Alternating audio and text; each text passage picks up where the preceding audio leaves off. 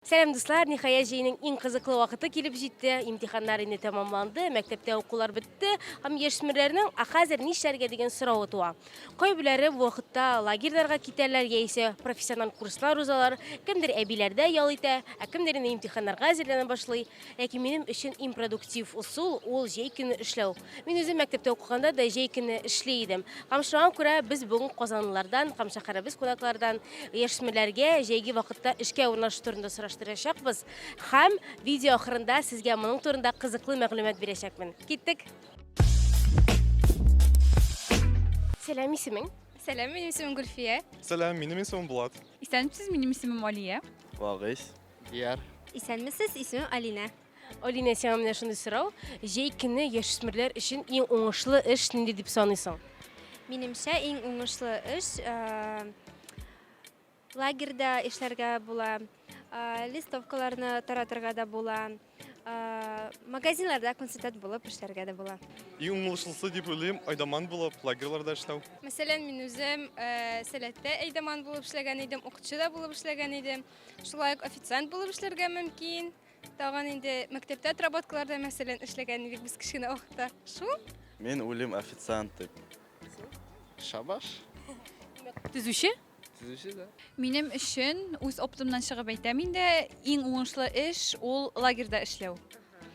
Тагын шундый подработкаларда эшләсәң була, бәлки кафеларда, рестораннарда. Икенче сорау, менә үзең яшьсмер булганда, кая һәм кем булып эшли идең яисә классташларың кая эшли иде? Мин бер кайда эшләмәдем, классташларым минем кибеттә эшләделәр, няня булып.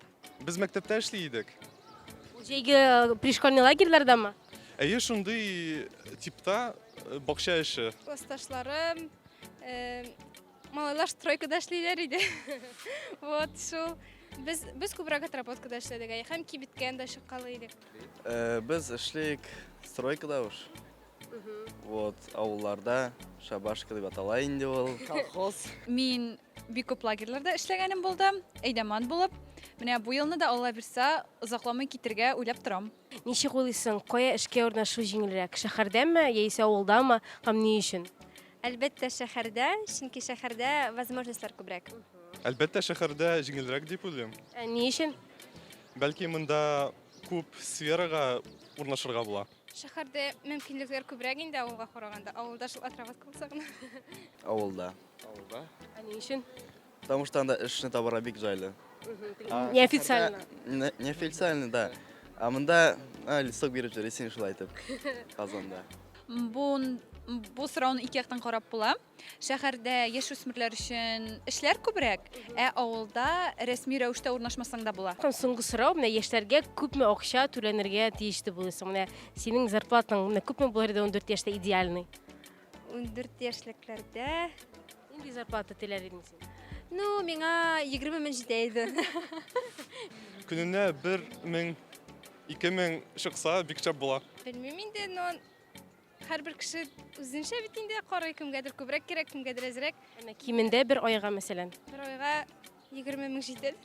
Яшь чакта 15 мең дә җитә инде ул. Менә сиңа иң күпме түләгәннәре бар? Шул 15 мең инде. Хотя бы 35 мең. 35-40 шулай. Ул бер айгамы? Бер айга. Ярар, рәхмәт, егетләр, бик зур. Уңышлар сезгә. Дуслар, без сораштырып бетердек. Хәзер сезгә яшьүсмерләрнең эшкә урнашу турында берничә файдалы мәгълүмат әйтәм. Россиядә рәсми рәвештә эшкә 14 яшьтән урнашып була, ләкин аның өчен ата-аналар ризалыгы кирәк. Һәм шулай 16 яшьтән инде яшьсмер үзе эшкә урнаша ала. Эшкә урнашкан вакытта сезгә беренчедән паспорт кирәк булачак, СНИЛС, ИНН һәм ата-аналар ризалыгы.